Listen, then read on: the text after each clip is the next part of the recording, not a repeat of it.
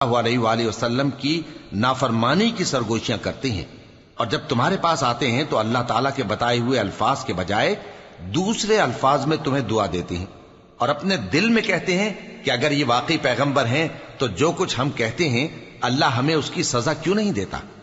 ए पैगंबर सल्लल्लाहु अलैहि वसल्लम, इनको दोज़ख ही की सजा काफी है, ये उसी में दाखिल होंगे और वो बुरी जगह है। मोमिनो, जब तुम आपस में सरगोशियां करने लगो तो गुनाह और ज्यादती और पैगंबर की नाफरमानी की बातें न करना, बल्कि नेकूकारी और परहेजगारी की बातें करना, और अल्लाह से जिसके सामने जमा किए जाओगे डरते रहना। मुनाफिकों की सरगोशियां तो शैतान के उकसाने से हैं, जो इसलिए की जाती हैं कि मोमिन उनसे रंजीदा हो, मगर अल्लाह के हुक्म के सिवा उनसे उन्हें कुछ नुकसान नहीं पहुंच सकता। तो मोमिनों को चाहिए कि अल्लाह ही पर भरोसा रखें। मोमिनों,